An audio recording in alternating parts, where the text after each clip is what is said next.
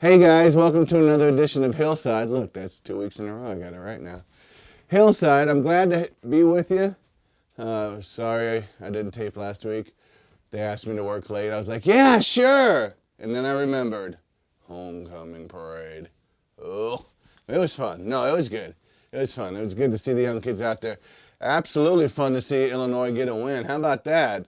Beating off number 6 Wisconsin. Now we can't lose to Purdue this week. We got to follow that up with a win. Come on now. Come on now. And hopefully my Irish will knock off, that team from Ann Arbor in the big house this weekend. But I don't know. That's going to be a tough game. So anyway, this week I'd like to continue on in our series of loving each other and how we do that and how we can find ways to do that and how we can find opportunities, create opportunities. And just learn to be excited about loving people. Learn to be excited about loving yourself and loving situations, I got a question for you guys. Have you ever tried to love somebody you don't like? Now, I know that sounds like an oxymoron. Why would you love somebody you don't like? Or actually, let me make this even easier for you. Or more difficult. Because loving someone you don't like is easy. So let me ask you this. Have you ever tried to love someone you don't like? If we were to be honest, we would all say that's not too easy, right? Okay, let me ask you this one. Once again, is it easy to love somebody you don't like? And if we're honest with each other, we're going to say no, it's not. But sometimes it's really difficult to find anything to say about someone which is nice. How many times have we been in that situation? If you are honest, and I'm talking about being honest, all of us, sometimes we just wish they would go away. And sometimes we just wish that we didn't have an opportunity to ever have to deal with them, But we were all called to be long sufferers and patient people, That's not a fun assignment. I know that. I get that. There's seasons in our lives where we just are like, man, they have just worn my patience out. I can't take it anymore. And in that moment, that's the moment when you say, now I got to turn on the love engines. Now I got to turn it up. I got to turn that turbo on that love engine instead of shutting the engine down. You got to rev it up. You got to keep it going. You got to push through. You got to persevere through. I was watching a really interesting story today about Cody Lee, the guy that won American Idol. He was at a school, and his mom was talking about, just perseverance and pushing through.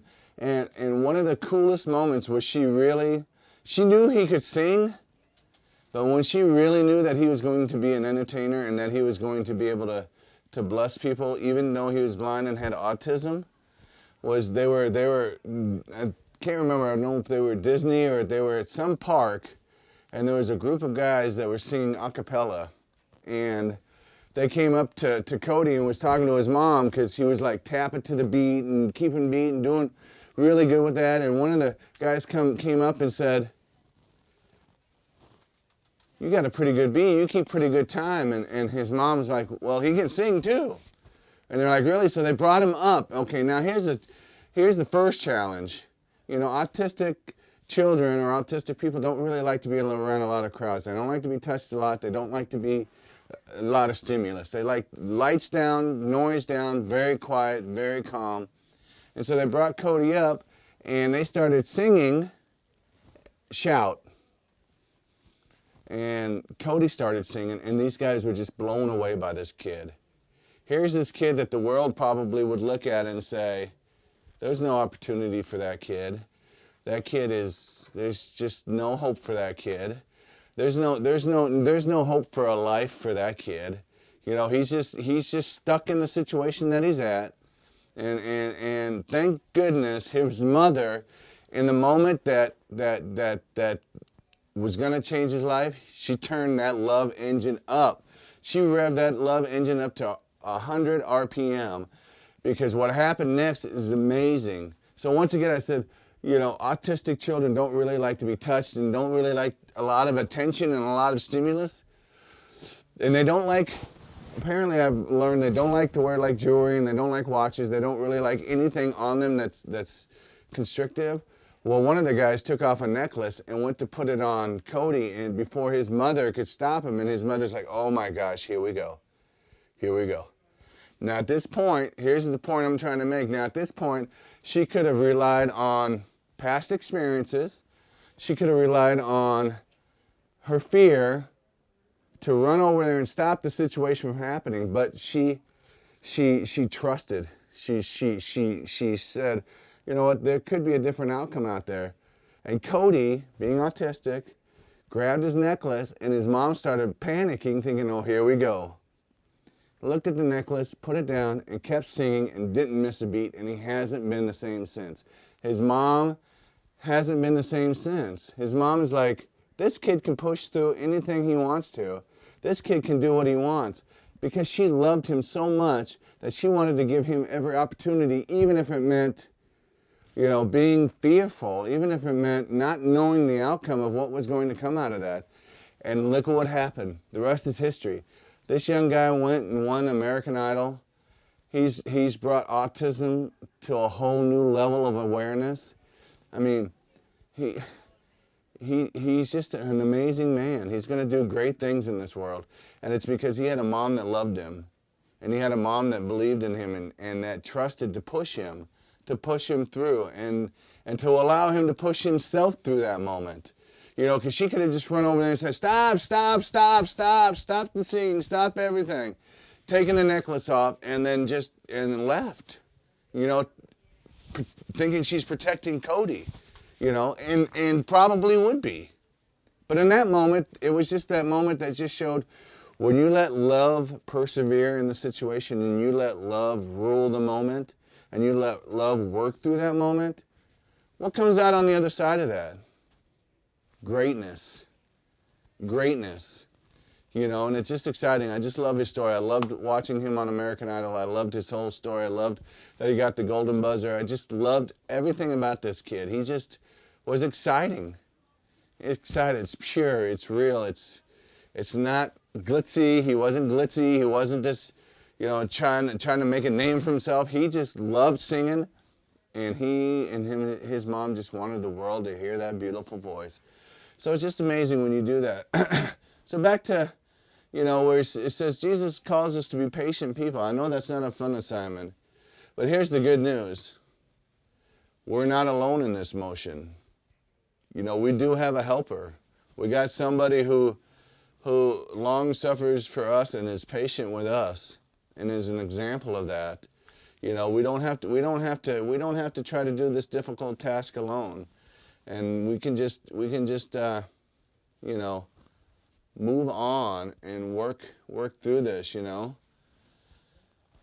You know, have you ever heard the story about the actor who was playing the part of Christ in the Passion play in the Ozarks? As he carried the cross up the hill, a tourist began heckling and shouting insults at him. The guy that was playing Jesus. This guy decided to heckle him and throw insults at him. Finally, the actor had taken all he could take, and so he threw the cross down, walked over to the guy, and this is probably not what the guy expected. The guy expected this guy was probably going to go all full cannon on this guy. You know, just let him have it. My patience has just run out with this guy. Here I am portraying Jesus, and this guy is heckling me and shouting insults at me. Doesn't even know me. What is going on? But he walks over to the guy gets ready. He thinks he's going to fight. The guy grabbed him and gave him a hug. And this guy was like, I was totally blown away with that. In that moment of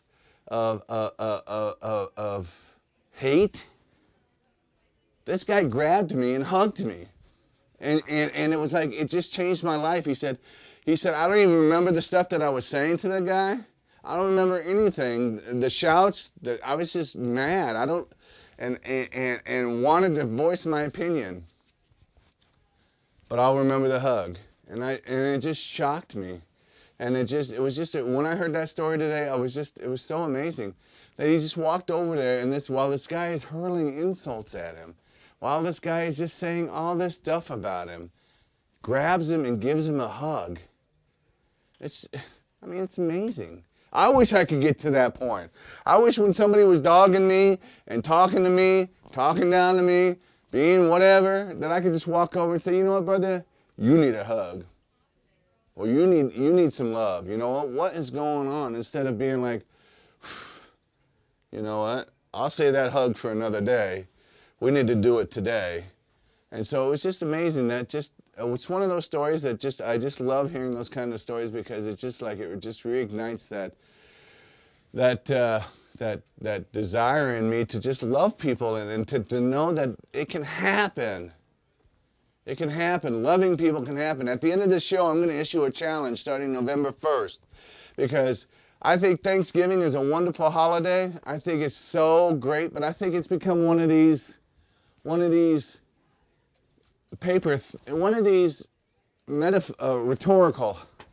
holidays. You know, it doesn't.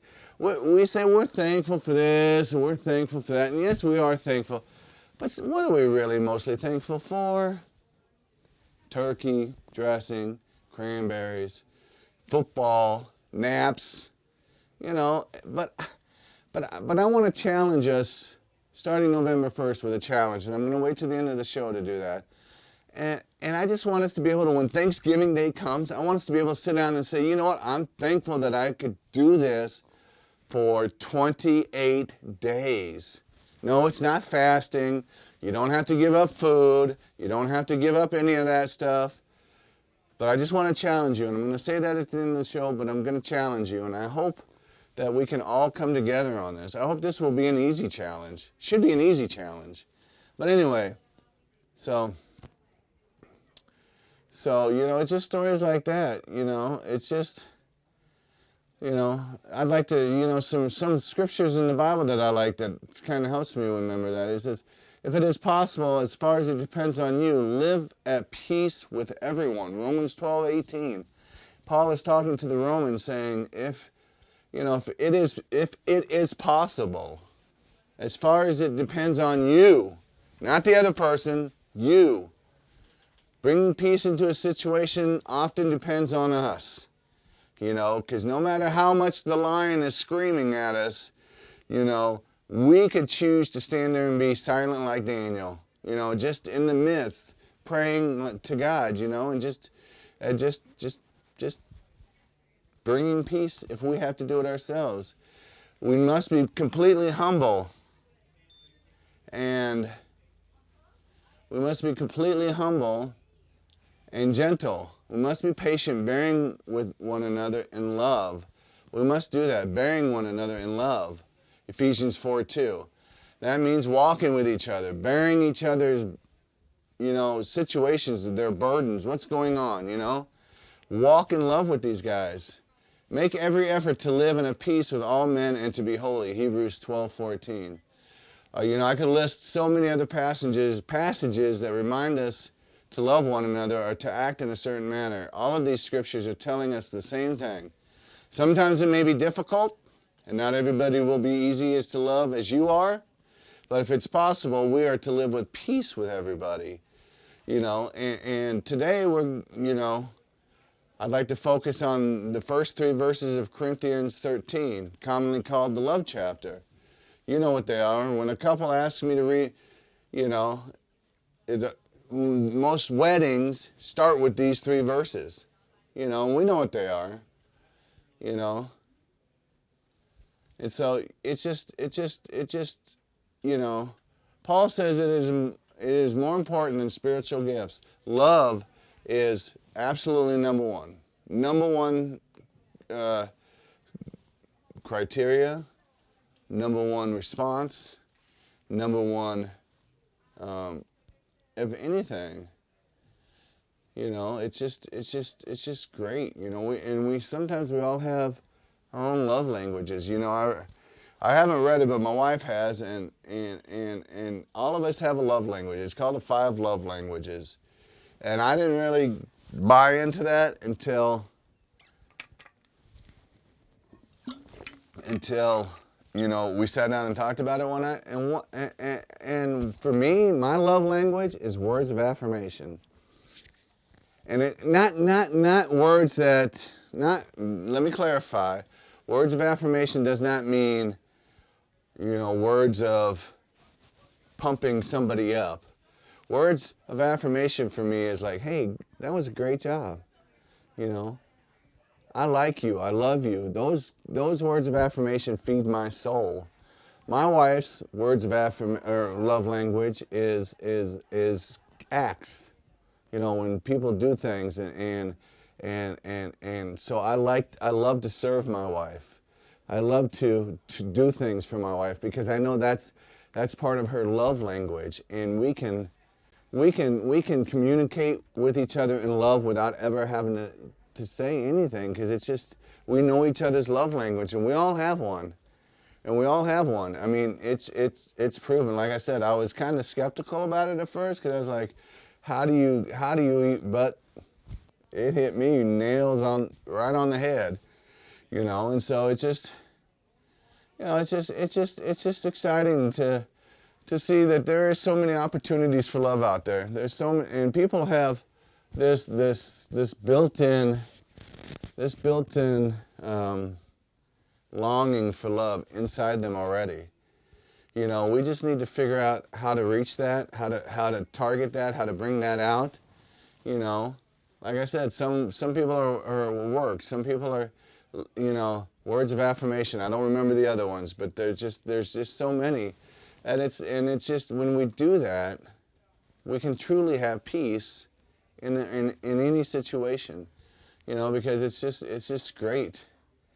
The Bible tells us that faith is so important, in this, because, sometimes love has to have a whole bunch of seasoning of faith in it, because we sometimes we get to that point where we're like, okay, let's see how this situation plays out, and then I'll decide if I'll love you. Let's see how this thing works out, and then we'll go from there. But that's not the way God calls us. God calls us to have faith in Him, that when we love somebody in a difficult situation, that's going to be done according to Him. You know what I mean? And not according to what our brains tell us the end result should be. Because a lot of times, the end result isn't what we expected at all. Like the parable of the Good Samaritan. I've used this a few times on the show, but I think it's just very relevant for today. Here's this guy that, everybody knows the story about the Good Samaritan. This guy gets robbed and beaten and left on the street. A couple guys come by that you would expect, oh my gosh, these guys are going to stop on a dime and help this guy. They just went around him. And here comes the Samaritan, who, again, was, ridiculed. They were just cast out, set aside. This guy had every reason to hate this Jewish guy and look at him and walk away. Every reason to say, I'm not going to help this guy. But he's the guy that stopped, not only bandaged him up, put him on his donkey, took him to an inn, offered for the guy to take care of him, and gave him money and said, if I owe you any money when I come back, I will pay you for that. That's love. That's the kind of love God is demanding, requiring from us. It's not, He doesn't know how that situation with the guy is going to turn out. I mean, He hopes that when He comes back, the guy is going to be okay. It never says if he comes back. It never says if the guy makes it or not. It never says any of that. Because I think that was the point of the story, is not to find out the ending of the story. It's to find out what goes on in the middle of the story. Because sometimes we can walk into somebody's middle of their story and not even know who they are. But if we're operating in love, you're going to feel the same for a stranger as much as you do for a family member. And you're going to be like, oh my gosh, what can I do to help? What can I do to help? How can I help you? And it's amazing. When I see that work out in everyday life, when I see people doing that, when I see people practicing that, when I see people just being excited about that, it's just crazy. I love it. I love it. Because then you get to stand by, and I saw somebody, a friend of mine, in a situation. Gentleman had lost his bus pass, was distraught, had lost it. Lost his wallet, somebody's taken his wallet, everything was in it. This guy was distraught, just upset. And she said, well, hold on, is it expired yet? And he goes, well, no. She went and looked him up, and guess what? In 3 minutes, this guy had a new pass. 3 minutes. Because my friend operated in love and operated in the fact that I want to help this guy out. Probably didn't even know him. I want to help him out. And that's what happens when we operate in love. We start to work towards solutions instead of disruptions. You know, we start drawing close to each other instead of apart. I mean, I just got to stand by and look, and I'm telling you, the look on her face, just her demeanor was just like, oh my gosh, it was like, I just got to love somebody, and it was exciting, and I got to make somebody's wrong right, and I love it. It's just when I see Jesus when he gets to heaven and he's looking at God and he's like, I just got to make a whole bunch of people's wrongs right, and I love it, and it's exciting, and we just need to capture that, and you know, work on that. You know, it just you know, your faith in Christ should propel us to love one another. You know, because if we see Jesus really as he is, you know, the risen, best scene in the movie, and I'm going to close with this. Best scene in the movie is Clavius, the Roman soldier, who was sent to go look for him, found him in the upper room, has now, I don't know if he's really become a believer at this point, but he's curious. So he's been following the 12 disciples and Jesus through the desert, and they're having fish on the shores of Galilee. And Clavius looks at him I'm assuming, I think it's John, the guy, this guy is like crazy excited, just excited. I love it, just passionate. And Clavius looked at him and he says, why do you follow Jesus? Why? And just then, a gentleman who had severe leprosy was so hungry that he was trying to get a piece of fish, apparently that was drying on a rack of somebody's house that was in the distance. And of course, they came out, not operating in love, shoot him off, beat him with sticks, told him to go away, you know, basically go away and leave us alone, go die. And then all of a sudden, it's like these guys are talking, and Jesus looks up, and he just has this look on his face like, I'm going to go love that guy. Nobody else is going to go love that guy. I'm going to get out of the crowd, and I'm going to go find that guy, and I'm going to love him. So he grabs a fish, and he starts walking. And his disciples, you can see it, his disciples get excited. And one of them says, he's going to do it. And Clavius is like, he's going to do what? And he said, just watch. So Jesus goes over there, and this guy is beaten, crying on the ground, starving. And he grabs him, and he just look in his eyes, and then he just starts to hug this guy. Hug him. And he didn't care about what was going on in his life. He didn't care about it. In that moment, he just wanted to hug the guy and love him. And then he gave him the fish, and the guy started walking away. And Jesus came back, and he was just that look on Jesus' face. He was like, man, I just got to make a wrong right for somebody, and I just got to love on him, and I just got to spend a moment with this guy, his creation, the guy he created, and it was so exciting. And so John looks at Clavius, he said, that's why. And then Clavius turns around, and then the gentleman is walking off, he turns around, and he's completely healed from leprosy. And I think at this point, Clavius starts to understand what this whole thing this whole Jesus thing is all about. You know, yes, he did great miracles. Yes, he did awesome things. But the first and foremost thing he wanted to do was just love on his people, man. Just love them. Just break bread with them. Spend time with them. Hang out with them. Peter denied him 3 times. Peter was there with everybody else. Thomas doubted him. Thomas was there with everybody else. Clavius was a Roman centurion. Didn't have any desire to follow this man Jesus until he experienced what it was all about, and that's love. And when we get to experience that and we get to really understand what love is all about, and how love is inclusive, and how love is you know, come in, you know, come in, you know, nobody has the corner, you know, nobody has the corner on love. Everybody has love. And nobody is outside the realm of love. Nobody. There's nobody that we will meet at any time of our day that's outside the realm of us loving them, stranger or not. And so I think Jesus just really tried to show that, you know, and just say, I love you, man. I mean, that whole fish scene with Jesus, that's the Jesus I know. That's the Jesus I love. And it's just exciting because he wants to do that now. He still wants to do that. He still wants to bring us a fish when we're hungry. He still wants to clothe us when we're naked.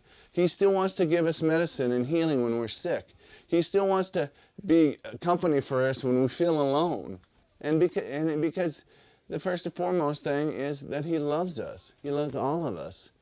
And so with that, I'm going to close. Man, I'm just thankful that you guys spent some time with me here today. I hope I was encouraging. I hope just you guys will be blessed this weekend. Just go out and love on somebody. Intentionally find somebody each day to love on them. Now here's my challenge. Here's my challenge starting November 1st. Let's take the no hate pledge. No hate. For 28 days until Thanksgiving. I'm doing it, and I'm encouraging you guys to do it. That when we feel in those moments that draw us towards that hate side, that we take a deep breath and say, you know what? I'm going to love instead. And then I'm challenging you and I'm telling you, when we can do this, and I'm not saying you have to be 100%. I'm just saying, try your best. November 1st to the 28th, Thanksgiving is on the 29th, to spend each day operating in love instead of annoyance and hate. And I'm telling you, when the Thanksgiving day comes and you sit around the tables, you will really have a physical, tangible thing to be thankful for, among all the other things. You will really be able to say, you know what?